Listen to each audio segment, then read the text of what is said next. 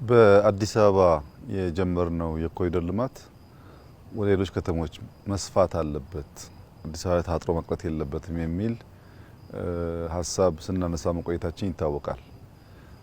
ከተሜነት አይቀሬ ነው። ሰው ወደ ከተማ መሰብሰቡ አይቀርም።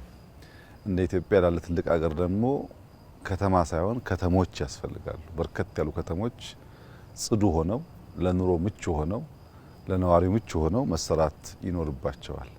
አዲስ አበባ ላይ የጀመርነው ጅማሮ ፍሬ እያፈራ ውጤት እያመጣ ሲሄድ ከፌዴራል ሰዎች መድበን በየከተሞች ስራ መጀመራችን ይታወሳል።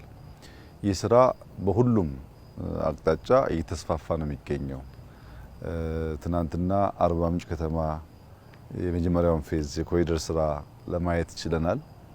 ማየት የፈለግንበት ዋና ዓላማ የተሰሩ ስራዎች ለማድነቅ የቀሩ ስራዎች ደግሞ እንዲጠናከሩ የሀሳብ የአቅጣጫ ድጋፍ ለመስጠት ነው።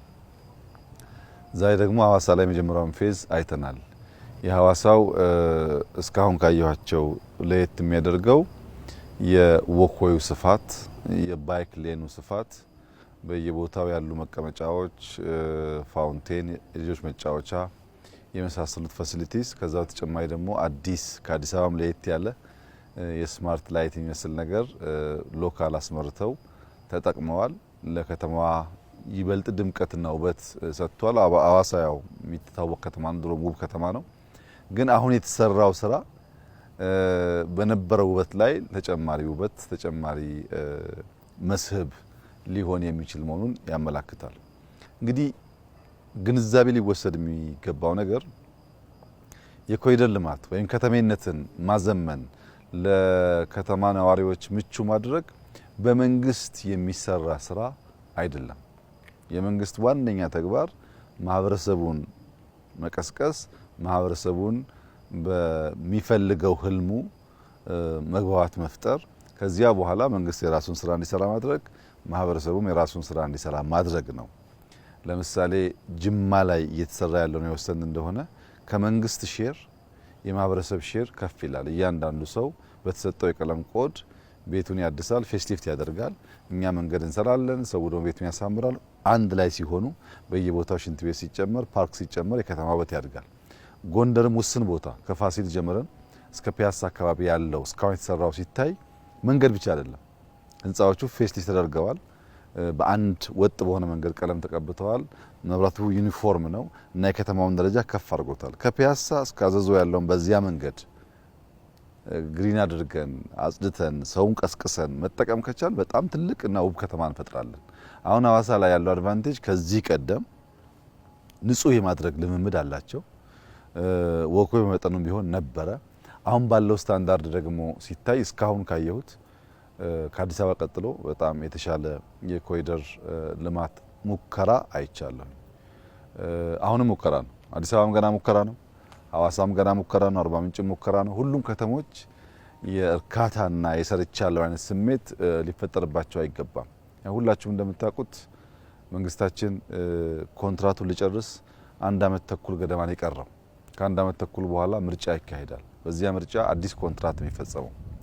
በዚያ ምርጫ ስለሚወሰነው ውሳኔ የኢትዮጵያ ሕዝብ እንጂ ማንም ሰው አያውቅም። እኛ ያለን ጊዜ 1 ዓመት ተኩል ነው። በዚህ ጊዜ ውስጥ ከተሞች በተቻለ መጠን የዜጎቻቸውን በነሱ ከተማ የመኖር መፈለግ፣ ደስተኝነት፣ ምቾት የሚያመጡ ጉዳዮች ማስፋት ይኖርባቸዋል። በገጠር ኮሪደር ደግሞ አልፎ አልፎ እንዳየነው ፍሩትን፣ ሌማትን፣ እርሻን ማስፋት ያስፈልጋል። ያን አድርገን በሚቀጥለው ምርጫ ስንወዳደር አንደኛ በሰራ መንፈስ እንወዳደራለን። ቢቀርም ቁጭት የለም። በጊዜያችን ተጠቅመን እስከሰራን ድረስ ቁጭት የለም እና በየደረጃው ያሉ የስራ ኃላፊዎች ሊሚት ያልተደረገ ጊዜ እንዳላቸው ማሰብ የለባቸው። ውስን ጊዜ ነው ያላቸው። ያንን ሲዝን መጠቀም ያስፈልጋል። ያንን ሲዝን ቀን ከሌት መስራት ያስፈልጋል። አሁን ዛሬ ተመልከቱ፣ ከጠዋት ጀምሮ ያለንበት ሁኔታ መስራት ያስፈልጋል። ካልሰራን በቀር የምንፈልገው ውጤት ልናመጣ ልንጨብጥ አንችልም እና ኢትዮጵያ በጣም ትልቅ ሀገር ነው። ከአርባ ምንጭ ወደ ጉጂ ስንሄድ ያየነው ሀብት፣ ከጉጂ ወደ ሀዋሳ ስንመጣ ወደ ሲዳማ ስንመጣ ያየነው ሀብት ይሄ ራሱ 2-3 ሀገር ይሆናል። በጣም ትልቅ መሬት፣ በጣም ግሪን፣ ብዙ ሀብት ያለው ነው። ሰው በዛ ልክ መንቃትና መስራት አለበት። መንቃትና መስራት ያለብን በምቾት ውስጥ አይደለም። ብዙዎቻችን ምቾት እንፈልጋለን። ቤታችን ሳይፈርስ፣ ሰፈራችን ሳይቀየር፣ ነገራችን ሳይበላሽ እንደሱ መቀየር አንችልም። ምቾታችንን መነቅነቅ አለብን። ፍላጎቶቻችንን አንቀን ተጭነን ወደሚቀጥለው ሌየር መስፈንጠር አለብን እንጂ በተመቸ በኮምፎርት ዞን ውስጥ ሆነን የጸዳ ሀገር መገንባት አንችልም። በዓለም ላይ 2 አይነት የሀገር ግንባታዎች አሉ። በአንድ በኩል የተፈጥሮ ሀብት አግኝተው ሀገራቸውን ያሳምሩ፣ ህንፃ የሰሩ፣ መንገድ የሰሩ ሀገራት አሉ። እነዚህ ሀገራት በበቂ ደረጃ ትውልድ አልሰሩም። ትውልድ ስላልሰሩ የተመቸው ጄኔሬሽን በተመቸ ሀገር ፈጥረዋል። በሚቀጥለው ትውልድ የሀብት ሊቀጥል አይችልም። ሰው አብሮ አልተሰራም። አንዳንድ ሀገራት ደግሞ በቂ ሀብት የላቸውም። ሰዎቻቸውን ጨምቀው ከኮምፎርት ዞን አውጥተው ያሉበትን ከባቢ ሼክ አድርገው የመፍጠር አቅማቸውን አሳድገው ደምረው ሀገራቸውን ሰርተዋል። እነዚህ ሀገራት በአጭር ጊዜ ውስጥ አይፈርሱም። ምክንያቱም የተሰራ ዜጋ ስላላቸው ያ የተሰራን ሀገር መጠበቅም ማስቀጠልም ማሳደግም ይችላል። የተሰራ ዜጋ በሌለበት ሀብት ተገኝቶ እንዲሁ ሀገር ቢሰራ ትውልድ አያስቀጥለውም እና በአንድ በኩል ወጣቶችም መናቅ የለብንም። አቅም አላቸው፣ መፍጠር ይችላሉ፣ መስራት ይችላሉ። መነቅነቅ ግን አለባቸው። ካሉበት መቀመጫ ካሉበት ኮምፎርት አካባቢ ያ እንዳይመቻቸው አድርገን አቅማቸውን አውጥተው ወደ በለጠው እንዲፈነጠሩ እንዲያድጉ ማለት ነው። ያን ካደረግን ተፈጥሮ ሀብቱ አለ፣ ሰው አለ።